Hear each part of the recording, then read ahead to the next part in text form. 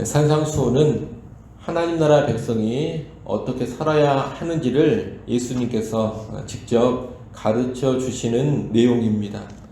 구약 하나님의 백성이 이스라엘인데, 구약 하나님의 백성인 이스라엘이 살아야 할 법도를 시내산에서 하나님께서 가르쳐 주신 것처럼, 신약의 하나님의 백성인 예수님의 제자들이 살아야 할 법도를 예수님께서 산에서 가르쳐 주신 것, 그것이 바로 산상수훈입니다. 예수님의 제자들, 하나님 나라의 백성들이 살아야 할 법도는 5장부터 시작해서 7장 12절까지 해서 다 가르치셨습니다. 오늘 본문은 이제 그 법도대로, 그 말씀대로 살아야 한다는 것을 강조하는 내용입니다. 오늘 본문에서 예수님은 최후 심판을 전망하는 세 가지 경고를 하시면서 제자들의 행동을 촉구하십니다. 예수님은 두 종류의 길, 두 종류의 나무, 두 종류의 집을 대조하시면서 두 종류의 인생이 있으며 종말에 생명과 멸망이라는 아주 다른 두 결과를 얻게 될 것을 말씀하십니다. 먼저 13절, 14절은 두 종류의 길입니다. 예수님은 좁은 문으로 들어가라 하십니다. 왜냐하면 넓은 문은 멸망으로 인도하는 문이기 때문입니다. 넓은 문을 통해 넓은 길로 가면 그 끝은 파멸입니다. 그러나 좁은 문을 통해 협착한 길로 가게 되면 그 끝이 생명입니다. 우리가 하나님 나라에 들어간 것은 순례의 길에 들어섰음을 의미합니다. 좁은 문으로 들어가면 험한 길이 나오는데, 이것은 예수님의 제자들이 이 땅에서 겪는 어려움과 혼란을 뜻하는 것입니다. 하나님 나라에 들어간 제자들은 세상 가치와는 다른 하나님 나라의 가치, 세상 방법과는 다른 하나님의 방법을 따라서 이 땅을 살아가야 합니다. 세상의 흐름과 세상의 풍조를 따라 살아가면 편하지만 그 흐름을 역행하기 때문에 수고롭고 힘든 것입니다. 때로 아주 험한 핍박, 박해도 받게 됩니다. 하지만 끝을 보고 계속해서 나아가야 합니다. 하나님은 택한 백성이 그 좁은 길을 끝까지 가도록 붙들어 주실 겁니다. 특히 좁은 길을 가는 사람들은 자기들의 숫자, 자기들의 외적인 규모가 작은 것으로 인하여서 혼란스러워하거나 또는 위축될 필요가 전혀 없습니다. 본래 많은 사람들이 넓은 문으로 가기 때문입니다. 제자들은 문으로 들어가는 사람들의 숫자를 보고서 그 문을 평가하면 안 됩니다. 많은 사람들이 들어가니 좋은 문이겠구나, 반대로 적은 숫자의 사람들이 들어가니 나쁜 문이겠구나, 이렇게 생각하면 안 된다는 겁니다. 생명으로 인도하는 문은 오히려 좁은 문으로서 찾는 사람이 적습니다. 작은 문이 소수일지라도 생명으로 인도하기 때문에 그 문이 진정한 생명의 문이라는 것을 알고서 우리는 확신 가운데 사람의 숫자, 외적인 규모를 볼 것이 아니라 그 끝을 보면서 믿음으로 나아가야 하는 겁니다. 둘째로 15절부터 23절까지 말씀은 두 종류의 나무입니다. 두 가지 나무에 관한 말씀은 거짓 선지자들에 대한 경고와 함께 주어지고 있습니다. 제자들은 거짓 선지자들을 정확하게 분별할 줄을 알아야 합니다. 거짓 선지자들은 양의 옷을 입고 노략질하는 이리들입니다. 실체는 이리인데 양의 옷을 입었기 때문에 이들의 정체를 바로 분별하는 것이 쉽지가 않습니다. 이 이리들은 양으로 위장했기 때문에 양떼 사이를 자유롭게 돌아다닙니다. 하나님을 이야기하고 하나님의 뜻에 대하여 선포하고 말씀을 가르칩니다. 하지만 실제로는 교회를 이득의 수단으로 생각하면서 양을 노략질하고 양을 잡아먹습니다. 분명히 악독한 자들인데 그 정체를 파악하는 것이 쉽지가 않은 겁니다. 심지어 이들은 주의 이름으로 선지자 노릇을 하고 주의 이름으로 귀신을 쫓아내고 주의 이름으로 권능까지 행합니다. 그러니 그 정체를 파악하기가 도무지 쉽지 않습니다.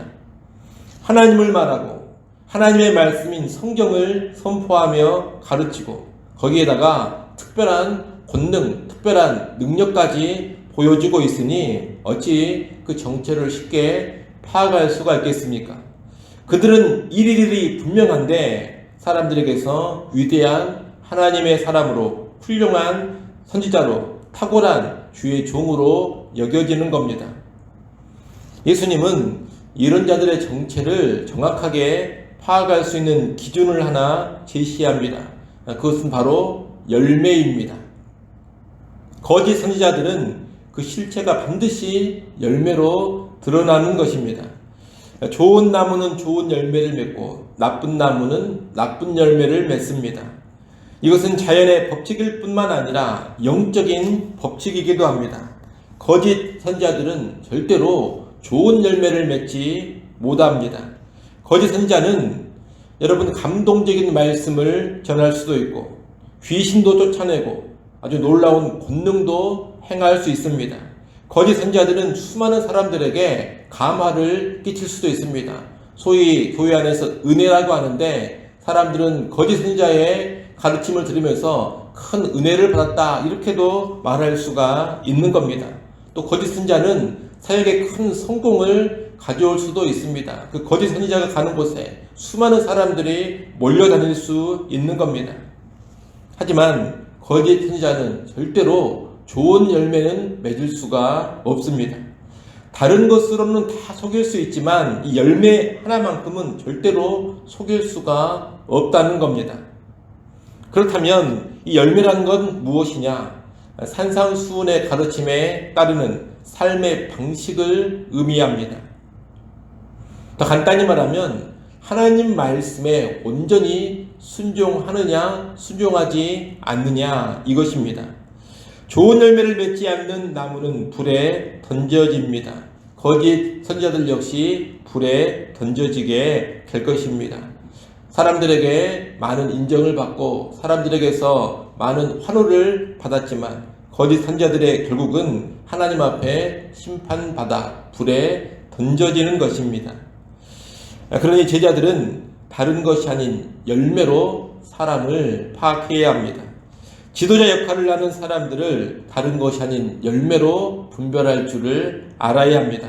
그들의 가르침이나 그들이 보여주는 능력이 아니라 그들의 구체적인 삶을 보고 분별할 줄 알아야 합니다. 여러분 성스러운 얼굴과 성스러운 말에 속지 않기를 바랍니다. 거짓된 지도자들의 위선에 속지 마시고 그들의 삶이 산상수훈의 가르침에 합당한 삶의 열매, 순종의 열매, 합당한 인격의 열매를 맺고 있는지를 정확하게 살펴보십시오. 그런 가운데 분별을 해야 합니다. 예수님은 예수님 자신을 향해 주여 주여 이렇게 부른다고 해서 하나님 나라에 들어가는 것이 아님을 분명히 밝히십니다. 하나님 나라에 들어가려면 그저 입술로만 주여 주여 한다고 되는 것이 아닙니다. 하나님 나라에 들어가는 사람은 하나님 아버지의 뜻을 행하는 사람입니다. 다시 말하면 삶이 수반되는 사람이라는 겁니다. 아무리 입술에 신앙 고백이 있어도 삶이 수반되지 않는다면 그 입술의 신앙 고백은 신뢰할 수가 없는 겁니다. 구원을 주는 참된 믿음, 구원을 주는 참된 신앙 고백은 반드시 삶을 수반합니다. 달리 말하면 참된 믿음은 어찌됐건 반드시 행함을 수반하게 된다는 겁니다. 최후 심판의 날에는 그 하나님의 심판대 앞에서 충격적인 장면들이 있을 겁니다. 거짓 선지자들, 거짓 지도자들은 예수님을 주라고 부르고 자기들이 선지자 노릇을 했고 자기들이 귀신을 쫓아냈고 자기들이 권능을 행했고 자기들이 교회 규모를 크게 확장시켰다고 이야기할 것입니다. 그렇게 강력하게 말하면서 나는 예수의 사람이다. 나는 예수의 종이다. 하나님의 종이 분명하다. 그렇게 외칠 것입니다. 하지만 예수님은 그들을 향해 나는 너희를 전혀 모른다고 말씀하실 겁니다. 불법을 행하는 자들아 나를 떠나라고 말씀하실 것입니다. 그들의 결국은 멸망, 파멸인 것입니다. 우리는 오늘 본문의 이 예수님의 경고를 심각하게 받아들여야 합니다. 이 경고를 심각하게 받아들이고 일단 내 자신이 거짓 선지자들과 같은 운명에 떨어지지 않도록 주의해야 합니다. 여러분, 결코 입술만의 신앙 고백, 형식적인 신앙 고백에 머무르지 않아야 합니다. 삶의 변화를 초래하는 참된 신앙 고백, 참된 믿음의 소유자가 되셔야 합니다. 그런 참된 믿음을 하나님의 은혜로 꼭 소유하시기를 바랍니다. 나아가 오늘날 지도자들을 잘 분별해야 합니다. 지도자들의 진위 여부는 선지자들과 같은 말을 하는 것, 다시 말하면 놀랍고도 신령한 가르침 또는 귀신을 쫓아내는 것, 권능을 행하는 것으로 분별하는 것이 아닙니다. 하나님 아버지의 뜻을 행하는 삶, 순종 그 하나로 분별을 하는 겁니다. 그러니 결코 말과 능력에만 현혹되지 마시고 삶을 보면서 잘 분별하시기를 바랍니다. 분별하지 못한다면 거짓 선지자들에게 농락당하는 인생이 되어버릴 것입니다. 거짓 선지자들을 잘 분별하는 가운데 어떤 지도자의 삶에 분명한 문제가 있다면 대표적으로 돈 문제나 성적인 문제나 우상화시키는 문제나 권력욕의 문제가 분명히 보인다면 그 거짓 지도자들을 즉각 떠나시기를 바랍니다. 그래야 여러분의 영혼이 안전할 것입니다. 마지막 세 번째로 24절부터 27절은 두 종류의 집에 관하여 말씀을 하십니다. 예수님의 말씀을 듣고 순종하는 사람, 행하는 사람은 그 집을 반석 위에 지은 지혜로운 사람입니다. 그러나 듣고도 순종하지 않는 사람은 모래 위에 집을 지은 어리석은 사람입니다. 반석 위에 지은 집이나 모래 위에 지은 집이나 평소에는 별 차이가 없습니다. 하지만 언제 차이가 나느냐? 비가 내리고 창수가 나고 바람이 심하게 불 때 차이가 납니다. 그때 모래 위에 지은 집은 무너져 버립니다. 망하는 것입니다. 하지만 반석 위에 지은 집은 끄떡없이 견고하게 서 있는 겁니다. 마찬가지로 순종하는 사람이나 불순종하는 사람이나 평소에는 별 차이가 나타나지 않습니다. 두 사람 다 그럴듯한 신앙인으로 보이고 둘 다 별 탈이 없어 보입니다. 하지만 최후 심판의 날이 되면 이 두 종류의 사람, 이 두 사람은 차이가 여실히 드러납니다. 순종이 없는 사람은 심판 앞에서 망하게 됩니다. 행함이 있는 사람, 순종이 있는 사람만이 심판 앞에서도 안전한 것입니다. 여러분, 신앙은 그저 듣고 배우는 것으로 끝나는 것이 아닙니다. 하나님의 뜻을 알았다, 이것으로 끝나는 것이 아닙니다. 반드시 순종, 행함이 있어야 합니다. 그래야만 진짜입니다. 그런 진짜 신앙만이 최후 심판의 날에 우리의 생명과 우리의 안전을 보장해 줄 것입니다. 이런 행함의 문제가 나올 때 오해가 있을까 봐서 여러 번 말씀을 드렸습니다. 행함으로 구원받는 것이 결코 아닙니다. 우리는 행함으로 천국에 들어가지 않습니다. 오직 믿음으로 구원받고 믿음으로 천국에 들어갑니다. 하지만 무엇을 알아야 하느냐? 구원을 주는 참된 믿음, 나를 천국에 들어가게 하는 진정한 믿음은 반드시 행함을 초래한다는 겁니다. 그래서 얼핏 보면 행함으로 구원받는 것 같지만 결국 그것이 아닙니다. 참된 믿음이 있기 때문에 순종, 행함이 나오는 것이고 그 순종, 행함 가운데 천국 하나님 나라에 들어가게 되는 겁니다. 오해 없이 바른 구원관을 여러분이 정확하게 이해하고 소유하시면 좋겠습니다. 여기까지 해서 예수님이 직접 가르치신 산상수훈이 모두 마쳐지게 됩니다. 그런데 이 말씀을 다 마치시니 무리가 예수님의 이 가르침에 놀랐다 그럽니다. 예수님의 가르치는 권세가 서기관들과 다른 것을 알고서 놀랐다는 겁니다. 서기관들은 공인된 율법 교사로서 그들이 가르치는 권위는 이전에 율법 해석이 전수하는 전통에 근거한 것입니다. 이 율법 교사들은 늘 뭐라고 가르쳤느냐? 과거에 어떤 랍비가 이렇게 이야기했다. 또 어떤 랍비는 이렇게 율법을 해석했다. 어떤 랍비가 이렇게 말했으니 이렇게 살아가야 한다. 이런 식으로 이야기를 했습니다. 항상 어떤 랍비들의 주의, 랍비들의 해석을 전달해 줬다는 겁니다. 하지만 예수님은 그런 식의 가르치심을 하지 않습니다. 우리가 산상수훈을 쭉 보면서 봤던 것처럼 예수님은 나는 너희에게 말한다 이런 표현을 주로 사용하시면서 율법을 해석하셨습니다. 그러면서 율법을 주신 하나님의 의도를 정확하게 알려주셨습니다. 이 예수님의 권위는 전통에서 부여받은 것이 아닙니다.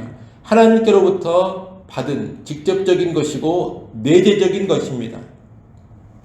오늘날 우리의 가르치는 권세도 그저 외적인 지위나 외적인 직분, 타이틀에서 오지 않는다는 것을 잘 알아야 합니다. 하나님과의 바른 관계에서 가르치는 권세가 오는 것입니다. 그리고 성경 말씀 자체의 뜻을 제대로 바르게 밝히는 데서 가르치는 권세가 수반되는 것입니다. 하나님과 바른 관계를 맺고 있는 사역자, 하나님 말씀을 바르게 알고 바르게 선포하는 사역자, 그런 사역자가 진정한 영적 권세를 가지고 사역할 수가 있는 겁니다. 그러니 여러분의 교회의 지도자들을 위하여서 그런 사역자가 되도록 기도하시고, 또 혹시라도 교회 안에서 가르치는 일을 담당하게 된다면 하나님과 항상 바른 관계를 맺으시고 하나님의 말씀을 바르게 알고 바르게 가르치고자 기도하며 애쓰는 그런 교회 성도들이 될 수 있기를 간절히 소원합니다. 기도하겠습니다. 하나님 아버지, 오늘 우리가 하나님 앞에서 말씀에 대한 순종의 삶이 꼭 있게 하여 주시옵소서. 구원받은 참된 믿음의 증거로 행함이 있게 하시고 좋은 열매를 맺게 하여 주옵소서. 내 자신이 좋은 열매를 맺어가게 하시고, 또한 지도자들을 분별할 때에도 우리를 현혹케 하는 다른 것에 휘둘릴 것이 아니라 오직 삶의 열매를 보며 교회 지도자들을 정확하게 분별해 가게 하여 주옵소서. 하나님, 또 간절히 바라고 원합니다. 그릇된 지도자들에게 농락당하지 않는 영혼들이 되게 하시고 언제나 바른 지도자 아래에서 바른 신앙생활 해나가는 우리 모든 성도들 되게 하여 주옵소서. 특별히 또 바라고 원합니다. 교회의 모든 교역자들, 인도자들, 직분자들이 하나님과 바른 관계를 꼭 맺게 하시고 하나님 말씀을 바르게 알고 바르게 가르치는 진정한 성도들이 다 되게 하여 주옵소서. 오늘 우리 교회 안에도 참된 말씀의 선포가 있어지게 하시고 참된 말씀의 선포로 인한 권세와 은혜가 있게 하여 주옵소서. 하나님, 또 이 시간 하나님께 나와 엎드립니다. 기도하는 주의 백성을 불쌍히 여기시고 그들의 기도 소리를 들으시고 하늘의 평안으로 충만케 하여 주시옵소서. 모든 염려를 내려놓고 감사함으로 하나님께 아뢰는 시간 되게 하여 주옵소서. 예수님의 이름으로 기도드리옵나이다. 아멘.